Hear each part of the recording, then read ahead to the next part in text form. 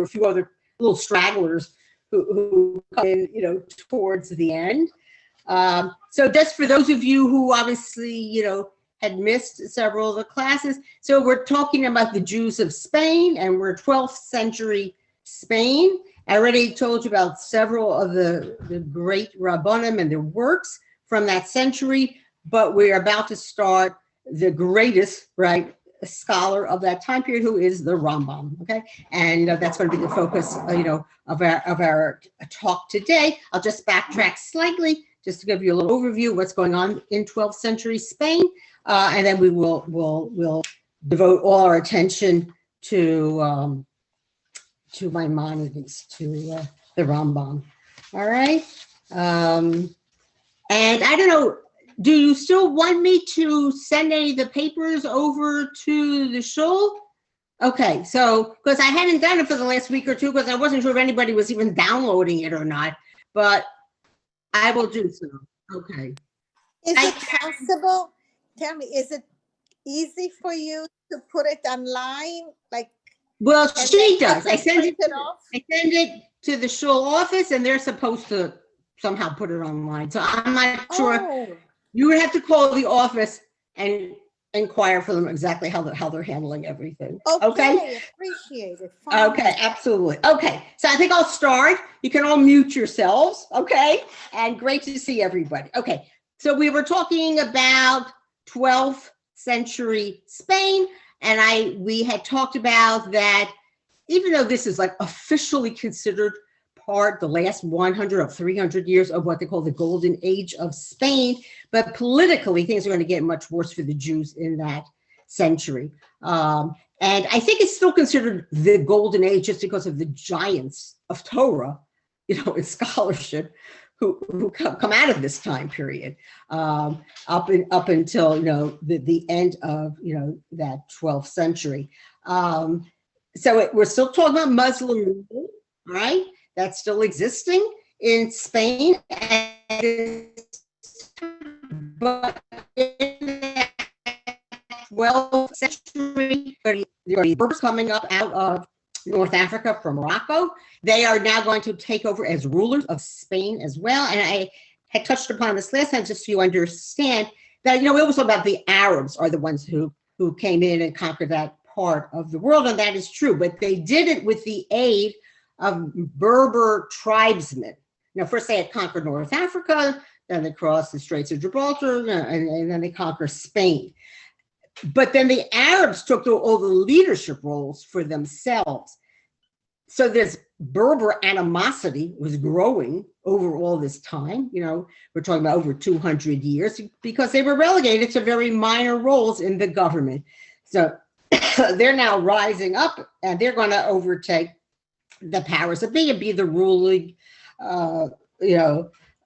powers in Spain. Again, we're talking about central and southern Spain. Northern Spain has sort of always been Christian, all right? But this part, is staunchly Muslim. But these Muslims, right, these new rulers, start first with some group of rulers called the Almoravids. And when they initially conquer Spain, overtake it, they demand of the Jews living there, I doubt there might have been a few Christians, but it's primarily against the Jews, that either they had to convert to Islam or they could leave. That was their choice. They had to go into exile. But then with the payment of some very heavy bribes, so eventually they turned a blind eye, and most of the Jews stayed there. But by the time we come now into the 12th century, so the others are from latter part 11th century into the 1200 into the 12th century, but now they're going to be another group, even more fanatical Muslims, the Almohads, also Berbers coming from North Africa, and they are going to conquer, and they are really, they're like fundamentalist Muslims. And they are really going to demand to the Jews, either you convert or just leave, all right? And many of the Jews at this time period did opt to outwardly, at least, right, embrace Islam and live lives before Hessia in the open as if they were Muslims, but secretly, quietly in their homes, they still practice Judaism. So you can see they're already setting that model for what's going to happen later with Christian Spain, all right? But it starts with, the Jews in Muslim Spain. And I did mention last time, the contradistinction between the Jews of Ashkenaz, France, and Germany, who they opted to be martyrs, to give up their lives rather than convert, of course, in those countries to Christianity. But those Jews living in Spain, a majority, I'm not saying they all, but a very large majority felt, okay, we don't want to lose our lives, so we will outwardly practice Islam, but in our homes and teaching our children, we would still stick to our Jewish ways. So it's in this environment that Maimonides, the Rambam, is going to be born. So we're going to concentrate now, and I'll give you some interesting points from his life and his major works, of which there were many. Okay, he was born in the year 1135 in the city of Cordova. I always find it rather ironic, because you'll see well, wait till I get to that point, and then I'll tell you what I think is so ironic. So again, even though there's now going to be a decline in the lives of the Jews in Muslim Spain, this giant, right, of Jewish, law, and our greatest, philosopher, it will be born, the Maimonides. Now, his father was a Rabbi Maimon, who was a very well-respected leader in Cordova. He was a Dayan there as well. But already, I'm telling you, these Almohads are now, going to be coming in this time period and conquering the land, and things are going to become very, very difficult for their family. Let me see what else I want to make sure I don't cover anything. And they trace their descendancy, they're all the way back even to Rabbi Yehuda Halevi, and he's the one, Rabbi Yehuda Hanassi, the one who composed the Mishnah, all right? He was a brilliant child. Obviously, you can tell how he was such a brilliant man, when he wrote those amazing works. And apparently he was just 6 years old. So his father wanted him to have a blessing from the greatest Rav at that time, which is this Yosef ibn Magash, also known as Re Magash. And so, he brought him before him, like people go to the Rebbe, or they used to, obviously, for a bracha. So his father, already he was this child of his, he could see the great potential. So he wanted that the Re Magash, before he passed away, should give his son a blessing.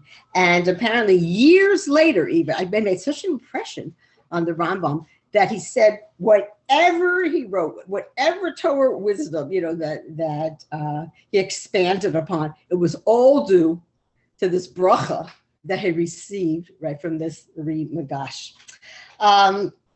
Again, in the year 1150, that's when the Almohads take over that part of Muslim Spain. It was very fanatic, and they are really strict, about the Jews with this choice. Before there were bribes that allowed them to stay on, but now no games. Either you convert or you go into exile. And in fact, that is what his family decides to do. They leave Spain. So this is what I think is so ironic. So if you go to the city of Cordova to this very day, there was this big statue there, dedicated to the great Maimonides, who came from Spain. But he left. He was basically, they were given no choice. They wanted to live outwardly Jewish lives. And so from the time he left, when he's, again, I'm not sure, some places say he was 14. I guess it depended when his birthday was, in the year 1135, and when in exactly 1150 they leave. And he never stepped foot in Muslim Spain again the rest of his life. Okay, so again, he's 15 years old, family picks up, and they move. Now, I always found this also ironic. They moved to northern Spain, to Christian Spain. Now, again, we're all now years later, looking back, and we know how horrible will become for the Jews living in Christian Spain. But at this time period, this juncture, it was safe to go to. There were not any of the oppressions. It was much worse to be a Jew in Muslim Spain at this point than it was to be a Jew in Christian Spain. Again, this is northern part of Spain. So again, the entire family leaves. All right, I just want to make sure I don't. And they stayed in Christian northern Spain for 10 years. Now he's already going to start some of his writings at this time. He's just a teenager. I mean, it shows you what a brilliant person he was. But again, they only will stay there for 10 years and then they're going to move on. And this, another irony, where do they go to? They leave in the year then 1160 and they go to Fez, Morocco. Now, why would they go to Morocco where the Almohads are in control there as well? Remember, I told you they came from there. They were Berbers. And while, believe me, under Almohad rule, those Jews living in Morocco, they also had those same, anti-Jewish laws against them. The fact that they, could not openly practice their Judaism. It could only be done quietly in their own homes. But, outwardly, they had to conduct themselves as devout Muslims. So the question is, why did they go there? And what made them think that their lives would be better there? So, there are different thoughts that, the scholars have written about this. At that point, first of all, I told you his father was a very well-known Rav, that's Rabbi Maimon, and his son already obviously is starting to gain a very fine reputation. So apparently the authorities, these Almohads in Morocco, even though the bulk of the Jewish population, again, have to live outwardly as Muslims, but they allow Rabbi Maimon, his son now, Moshe, Rabbi Maimonides, that they can actually live outwardly as Jews, even though the bulk of the Jewish population cannot.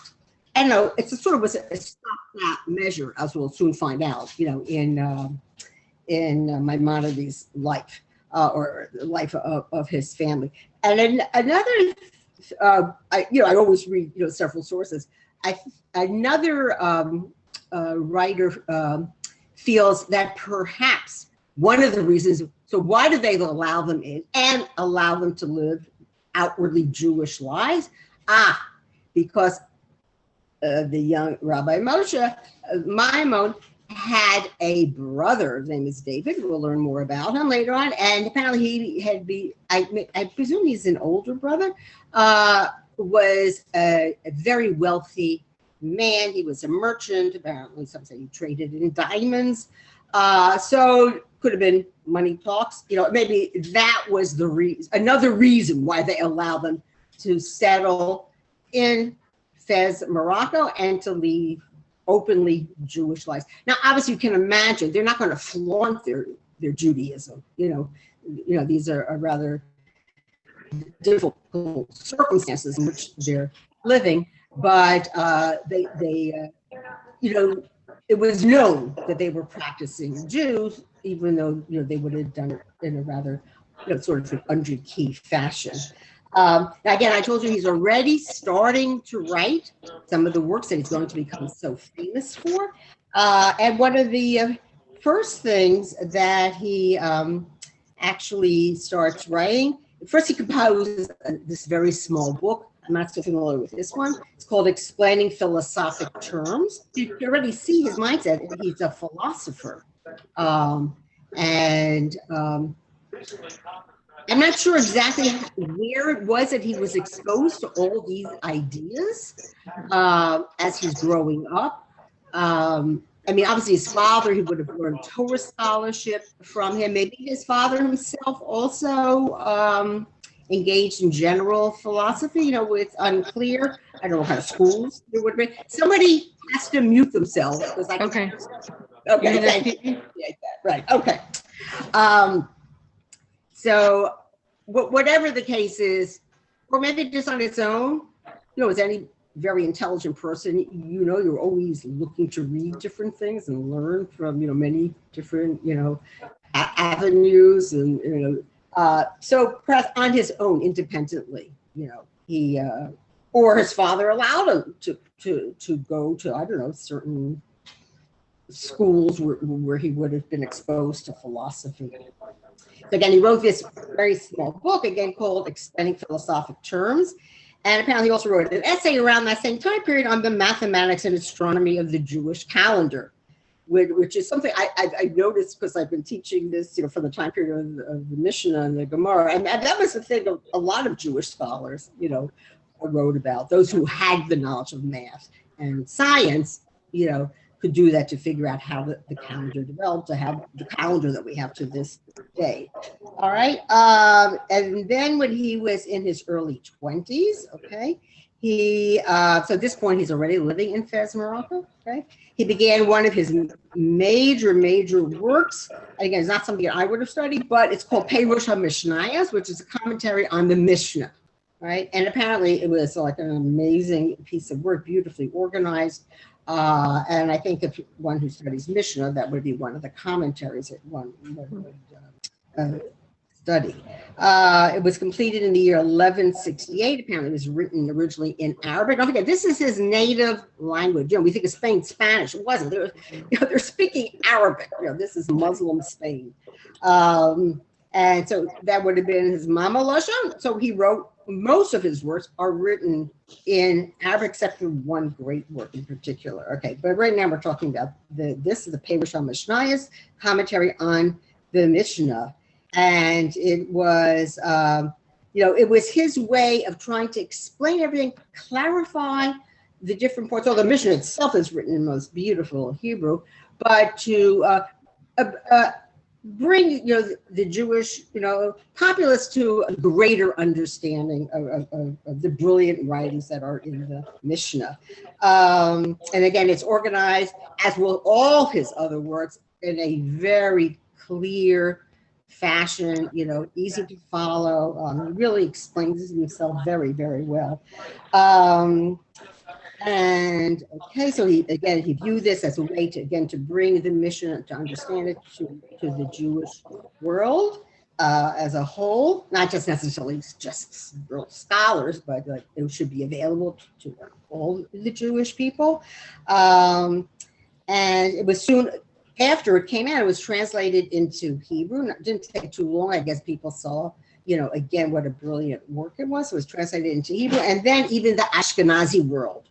And I assure you, the people in France and Germany did not know Arabic, or if they did, like just bits and pieces. So it had to be translated into Hebrew. Hebrew was like the, you know, language of the Jewish people wherever you live in the world. So now, because up until now, the foremost scholars, I mean, there are many brilliant men, obviously, in Spain, but some of the more brilliant ones are in France. So it started with Rashi, and then the area. This is the same time period as the Balei Tosfos, all right? So just, you know, there's great output of work in the north, again, in the Jewish communities, and now here also, well, he's already leaving it, but, you know, it started in Spain, and now he's in Morocco, okay? And he starts running it, all right?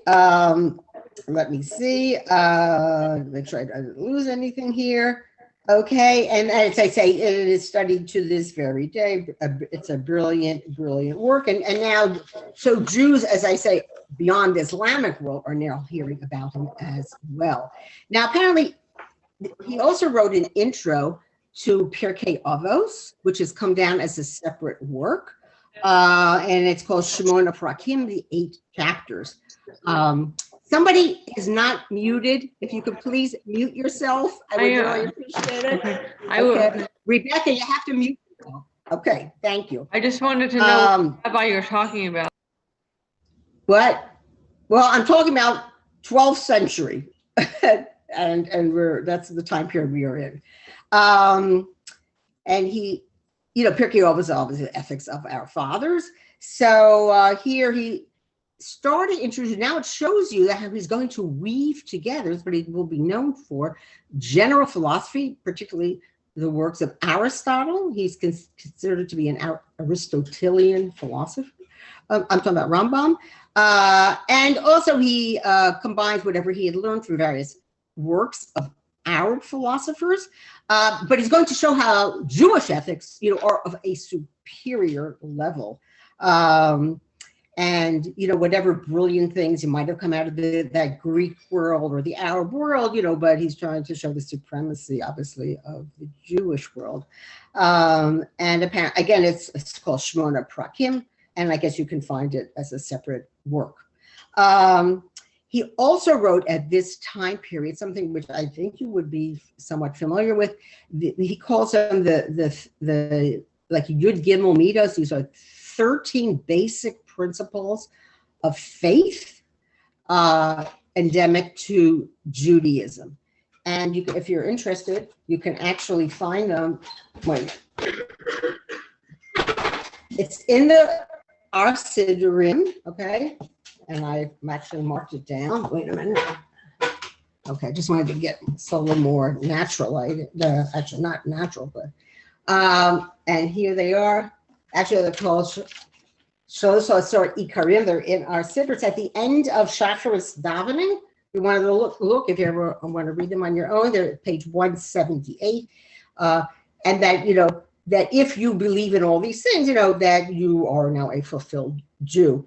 And one very famous one that perhaps you're familiar with, and is this beautiful, haunting tune, is Ani Ma'amin B'Biat HaMashiach, and the Jews go into the gas chambers. I don't know how they did that, but they sang this song as they were going to their deaths. So again, it covers various things. Now, this became a rather controversial work because other people felt, well, certain other basic tenets are standards of showing your belief in Judaism. And I remember learning this, I don't know, high school days, college days, that Judaism doesn't really have a set of beliefs. You could be a good Jew. You might have lots of doubts, yet if you practice, if you follow the halachos, you are in fact a good Jew. You don't have to, like a major part of Christianity, I guess perhaps Muslim, Islam also is, that you believe, I believe this, X, Y, and Z, and that makes you then a good Christian or a good Muslim. You really do not have to, and to be a good Jew. Again, you can have as many doubts as you might have, even certain basic things that you would think are, like even believing about in God. But if you follow the mitzvot, that is what is demanded of us, right? That we follow the Taryag mitzvot. But again, as a philosopher, so he wanted to put down these basic tenets of what he considered to be Jewish faith. Again, got him into problems because other Rabbonim later, contemporary, later on, felt, well, why these 13? I think some of them should be phrased somewhat differently. Whatever. But if you do want to read them and see what they are, just look at it. Again, it's in the siddur, but at the very end of Shacharis. So after Shacharis davening is over, then they're listed. At least I don't know, maybe all siddurim, but certainly in the art scroll one. Okay. Okay, so we talked about those. Okay. Now times obviously are very difficult. Again, while he and his own particular family are allowed to openly practice as Jews, the bulk of the Jews, and obviously in Muslim Spain at this juncture, and of course in Morocco, cannot freely live as Jews. So apparently there were a group of Jews at that point in Fez who wrote a letter to some rabbinic authority. I looked at many sources. Nobody seems to list exactly who this authority was. Again, maybe Rambam himself will allude to it, but he won't, does not mention his name, I guess, well, not to, vilify this individual. So a group of these Jews living in Morocco, they write whoever this authority is, and they say to him, I guess, they're so troubled, that they feel like they've been forced to adopt Islam, outwardly, but, they're trying as best as they can to adhere to their Yahadus privately, in their own homes. And it's very upsetting to them. And they question, well, is this the right way to live our lives? So they sort of want some rabbinic authority to like pat them on the back and say, it's okay. Okay, I understand these are very difficult times and you have no choice in the matter. But what does this man do? Again, this is an anonymous individual. We don't have his name. I don't know who it was. Perhaps most likely was a person outside of this Muslim community. So maybe somebody, one of the authorities in Ashkenaz, France or Germany. It's just unclear to whom they sent this letter, sort of giving that this man should bless their unfortunate way of life.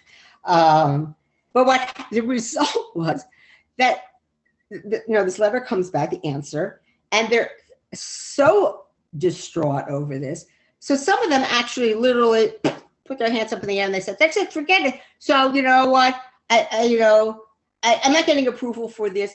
This man's writing back and he's saying, well, better you should become a martyr and give up your life than to adopt outwardly even, living a life as a Muslim. And they say, well, I feel I have no choice. I have to live like this. I want to live. I don't want to die.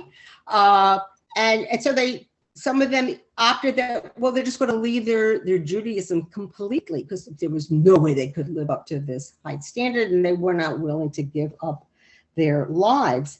And apparently Rambam hears about this, and this terrible dilemma these people are now being faced. So he himself writes another work, right, in response to this anonymous Rav. And it's called Igeret Hashmat, and that's called the letter regarding apostasy. And as I'm going to explain to you what he writes in there. It reminds you're going to see throughout the Jewish history for the next hundreds of years, where Jews are going to find themselves in very difficult circumstances, where they have to openly convert to whatever religion, or the powers that be, but wanting to cling still to their Jewish way of life. And this was a balancing act, that they had to do. And in years later, other Rabbanim will deal with this. What about when eventually they can escape from this? Can we now accept them back into the Jewish fold? I mean, they've been living now maybe even 200 years as non-Jews. So, are they still considered to be Jews? Whatever, this will go on. This dilemma will go on for hundreds of years. So he then wrote this work. He wrote it initially. Everything initially, except for one word, is in Arabic. But eventually, it will be translated into Hebrew. And again, it is called Igeret Hashmad. And here he says, actually, I call my son Yechiel for the exact quote, don't you tell other people what to do unless you find yourselves in those same shoes. And it's actually, where's that quote initially come from? Slightly different. It's comes in Pirkei Avos in chapter 2. And it's what is Hillel, right? Well, there are a few key phrases before, which I'm sure many of you are familiar with. One is Al tifrosh min hatzibur, don't separate yourself from the general congregation. Al tamid ba'atzmacha ad yom motah. Don't have such faith in yourself that you're such a goody two-shoes until the end of your days, because you never know how you're going to act, right? And this, as applicable to our situation here, about living your, somebody from the outside coming in and criticizing very difficult choices, that the Jews have to confront. And this is the quotation. It says, Al tadin et chavercha, don't judge your fellow man, until you come to his place, but until you have to stand in his place, right? Because what he did is he just got these people more upset. I mean, that initial Rav, right, who wrote to them, well, you have to give up your lives, than rather, outwardly live your lives as Muslims. And, they wanted approbation that their choice was okay, was being, so to speak, sanctioned. Not to say that this is ideal, but to say it's okay. We understand very trying times you're living under, and you have very difficult decisions to make. So he's now going, Rambam, he's going to defend their behavior, to try to understand. Who are you, Rav so-and-so, living someplace else, perhaps not even in the Muslim world? Who are you to come and tell these Jews, that what they're doing is so terrible that they should literally become martyrs? He says, just like that quotation I read to you from Hillel, how do you know you would act in similar circumstances? One never knows. So, as a result, though, of this work, this Igeret Hashma, that will now become publicized again, especially once it's translated into Hebrew, and then will go into the known Jewish world. So, he's now become a great personality. Now, he's already known, especially from his work, his commentary on the Mishnah, as a great scholar. He's now going to be known as a leader of the Jewish people, by showing his great care and compassion for them. What he does write towards the end of this Igeret is that he says, really, ideally, to remain where you are and to be forced to live, again, this life, even if it's just outwardly as a Muslim, better to leave. Remember, that was the initial choice they were given, right? Either convert or leave the country. So he's saying, it really is better. You should just leave. There's just such difficult circumstances. And also, what's sort of an example? How are they really educating their children, living lives like this? Of course, if you preach something, you need to follow it. Okay? So what does the Rambam do? In the year 1165, he and his family actually leave Fez. Now, whether he has to do this secretly, I'm not sure, exactly how they orchestrated their departure, but they do leave, right, in the year 1165. And his initial goal, he gets on board a boat that's going to Israel. Okay, that's where he wants to go. He wants to go and settle there, And now, just picture though, what's going on in 1165? This is the time period of the Crusades. So, who is ruling Israel at this juncture? It's actually these Christian Crusaders, what was one of the first things they did when they entered the land of Israel and they got to the city of Jerusalem? They slaughtered all the Jews there, including the Muslims they found there. So, he's going from a rock to a hard place. It's an idea, but we're going to see what's going to happen when he does get to Israel.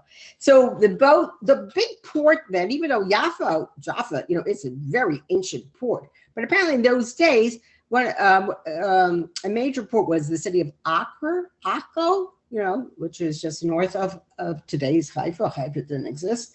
And then I find this so interesting.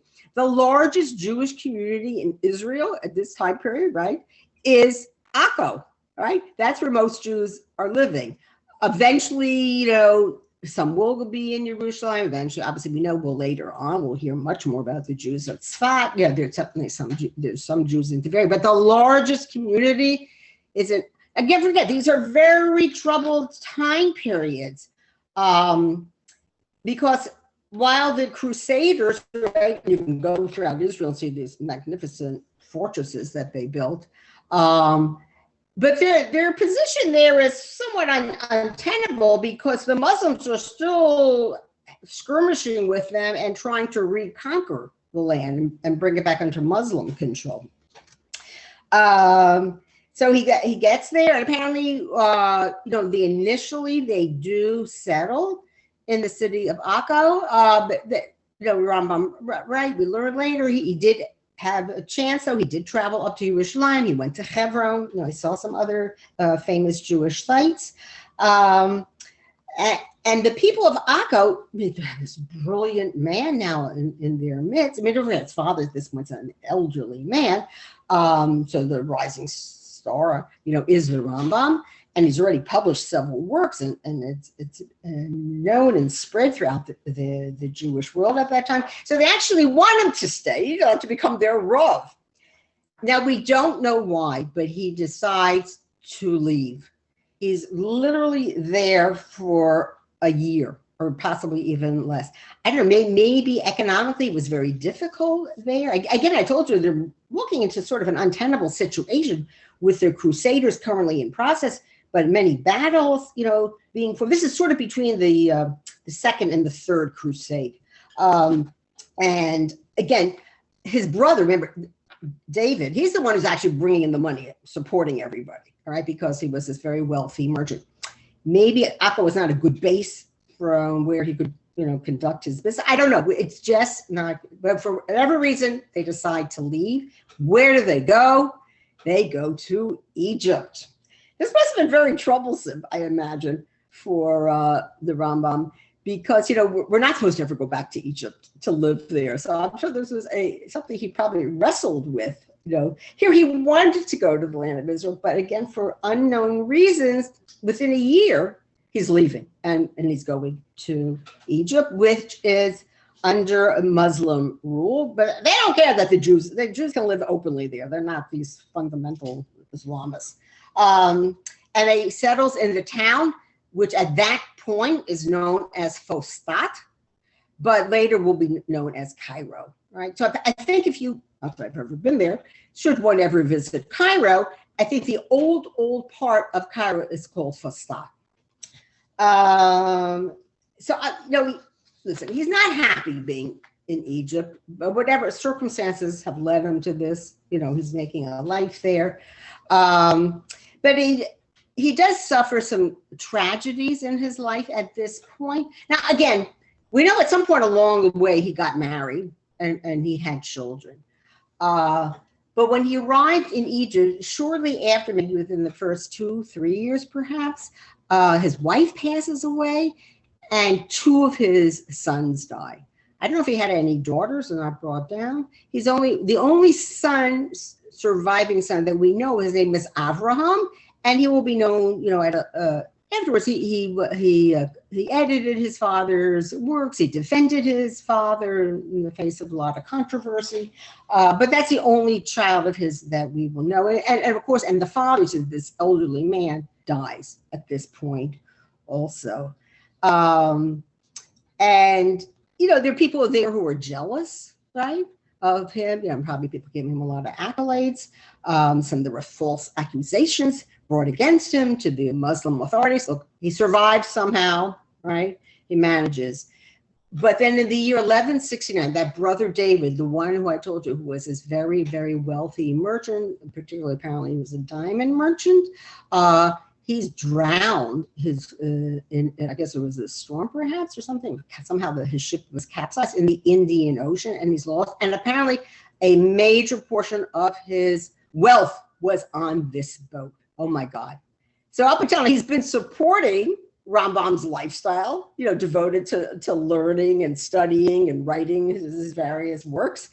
What's he going to do now? He has to somehow garner an income, right, for him and whatever children he might still have left alive. So now, again, I don't know where he learned this. It's not brought down. But then he decides to practice medicine. Now, again, he's already obviously a brilliant man. And we do know, certainly even within Spain, Spain is known for its great physicians. Again, just by being this like little sponge, wherever, knowledge was surrounding him. Maybe he had learned, maybe then even living, don't forget all those years in Fez, Morocco, which again is Muslim area. Maybe there were great physicians there. Maybe he received some instructions under a particular doctor. I mean, it's really unclear, but and apparently he was a very good doctor, He wasn't practicing some sort of voodoo thing. And many people were attracted to him and came to him for medical advice. And in fact, when we're going to learn about his greatest work, the Mishnah Torah, I remember reading this when I had studied it. He gives out, your diet, you should do this and that to lead a healthy lifestyle. So, he was immersed in this world of medicine. So this now becomes his main way of earning a living. He has this medical practice. And for the next 20 years, this is how he's going to have to spend a major portion of his life, devoted to seeing his patients and taking care of them. So the amazing thing is that even with spending hours and hours of his days and coming back exhausted, he still had the time to write additional brilliant works. Okay. In the year 1190, he came to the attention of a courtier of Saladin. Now, you think of Saladin, who do we think of? He was a great, Muslim leader who wrested back control of the Holy Land from the Christians, or part of it. And he's certainly the one who freed Jerusalem from their rule. And thereafter, it was Muslim, until much closer to our own day.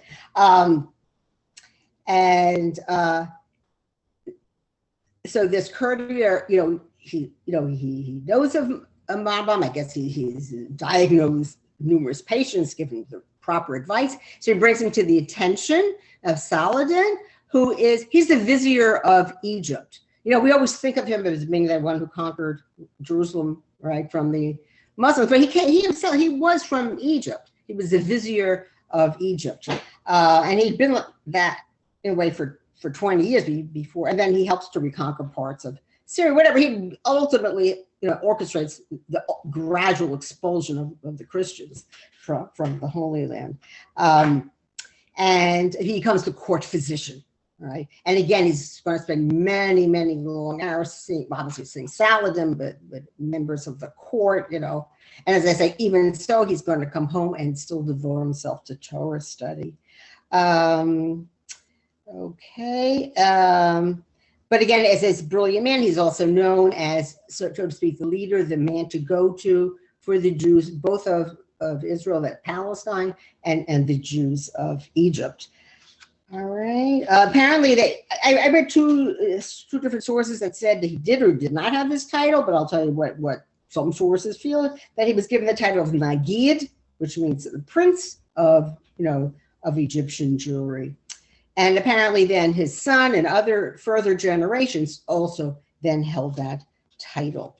And then I guess just his political acumen, he established a governing council that ruled Jewish life, and he tried to bring back certain order to this somewhat fragmented, Egyptian Jewish life.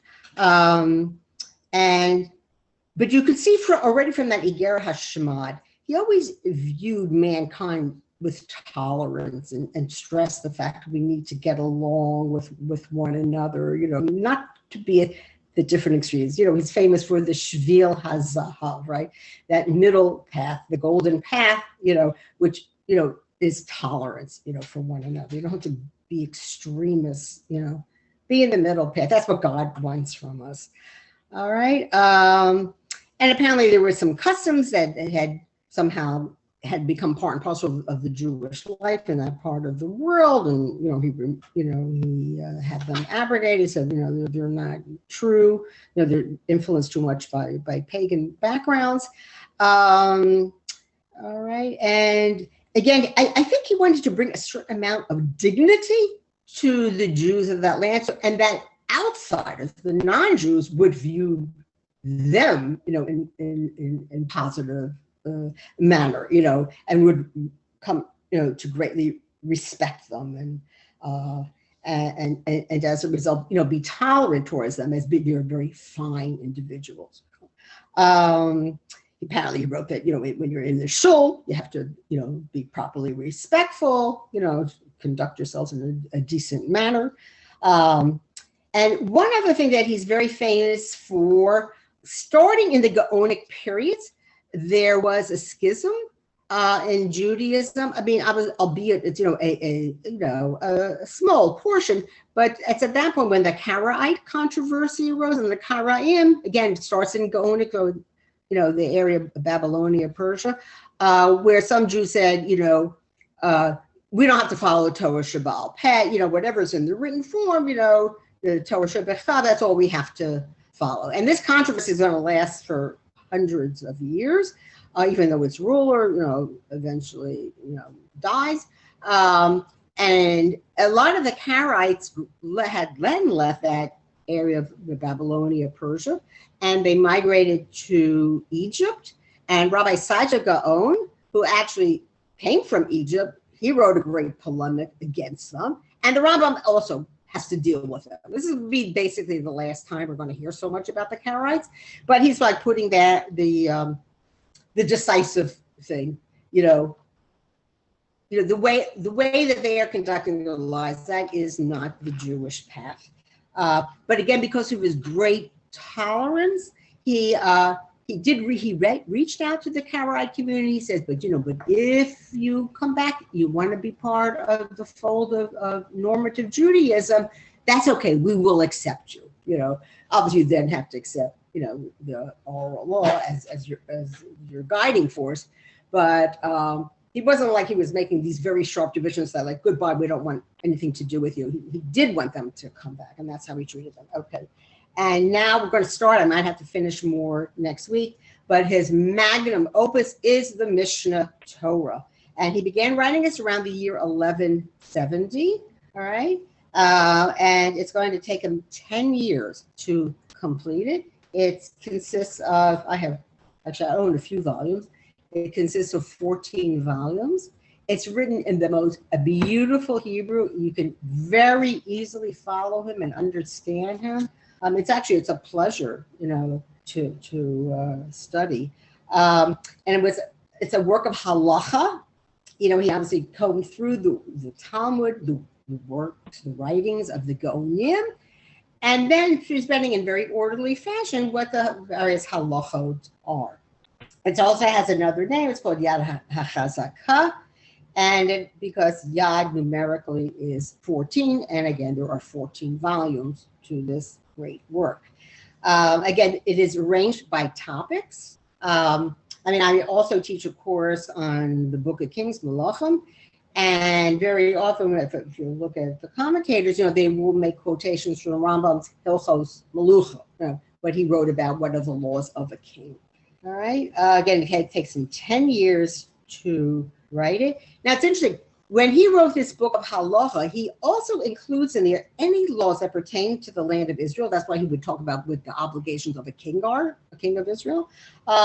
And he also talks there about korbanos and tuma and tara, and other halachic works did not list these because if we're living in exile, we don't have a Beit HaMikdash anymore. So how does this apply to us anymore in our day and age? So they didn't touch those topics, but he does. He does. I guess always a hope and prayer, right? That those days will come back.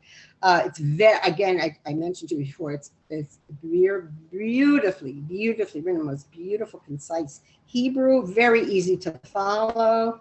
The only critical point, which even he accepted this criticism with good grace, was that he never gives the source for where he says, why is this a definitive halacha?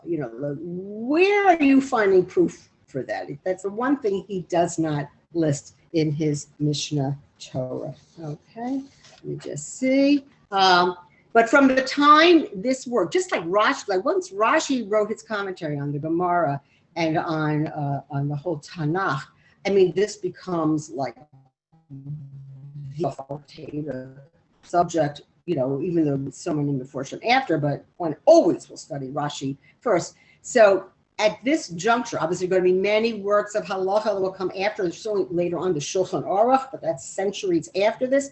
But at this time period, the Mishnah Torah is not considered the authoritative work on halacha, and it's going to be studied. So if you would first study the Gemara, right? Mishnah, Gemara, and then you would study the Mishnah Torah, because the Talmud are just discussions. Rav this says this, Rav that says that, Rav the third Rav says this, But here he's saying this is what the halacha is actually.